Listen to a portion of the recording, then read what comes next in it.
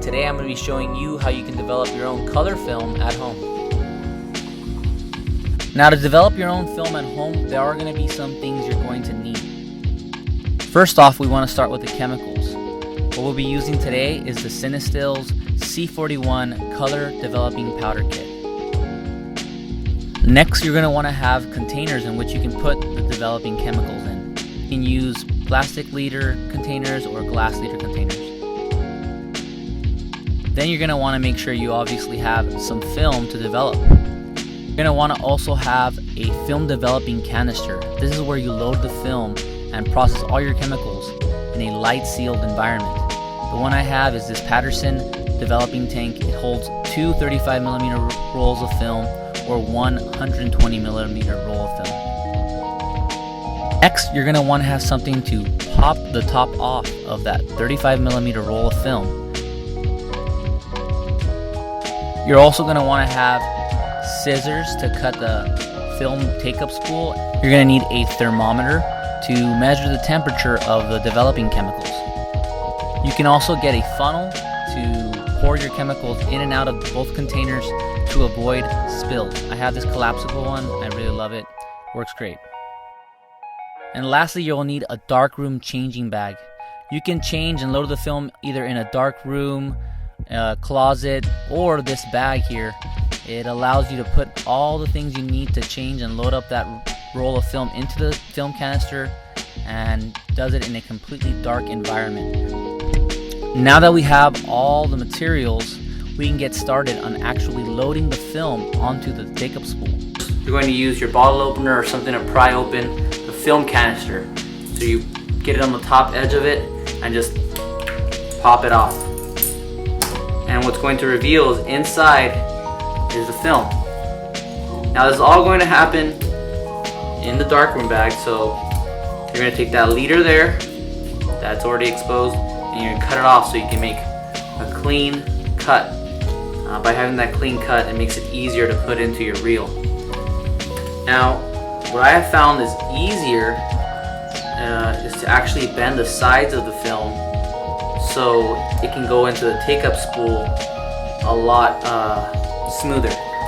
Now, on the take-up spool, you'll feel these two big ridges, and that's exactly where you're going to want to put your film and slide it in. So, slide it in, pull past those first two weighted balls there, and you're going to feel it go into the reel. So then, after you get a little ways in, you can actually twist, and it becomes really easy. And you just twist it the full way until you get to the end of your film. And once you do, you're going to come to the end of your reel. Now what you do here is you're actually going to cut just that end off.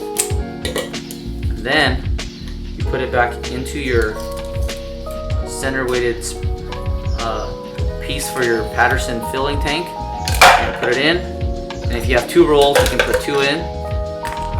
Then you're going to seal this into that container, and that makes it a light-proof seal. And then you can take this whole canister out of the darkroom changing bag, and then you're ready to start developing your film. First off, you're going to want to pre-soak your film. I run the water for about 3 minutes. At the same time, I turn the hot water on and start warming up the developer chemical, and we want to have that exactly 102 degrees.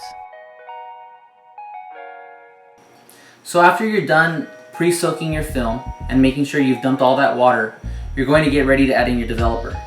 Now, this next step is very important. You have to make sure you keep your developer at 102 degrees. Otherwise, that's going to affect with the whole development process.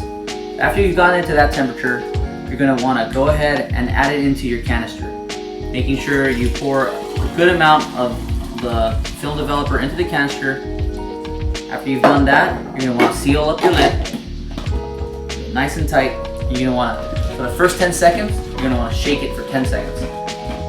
And then after that, after you're done with those 10 seconds, for every 30 seconds, you're going to want to shake it back and forth 4 times.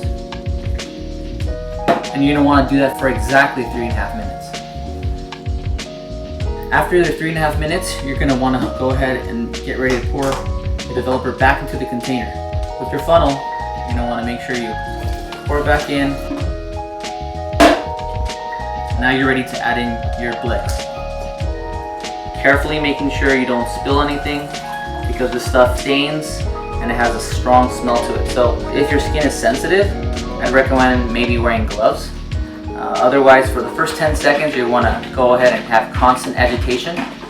And after those first 10 seconds, you want to do 4 inversion cycles every 30 seconds for 8 minutes. And then after you're done, you're going to want to make sure you carefully open it up, have your funnel ready. You want to go ahead and pour it back into your container, carefully making sure you don't spill anything, like I did. And then after that, you just have to soak your film for 3 minutes, and then you're ready to open it up and see what kind of film negatives you got. After you've had a chance to look at your negatives and kind of be stoked on them, then you want to hang them so they can dry. Now I hang them in my bathroom. That's a well-ventilated area, and I let it dry until all the water droplets are removed. And there you have it. And that's how you can develop color film in your own home. Hope you guys enjoyed the video, and thanks for watching.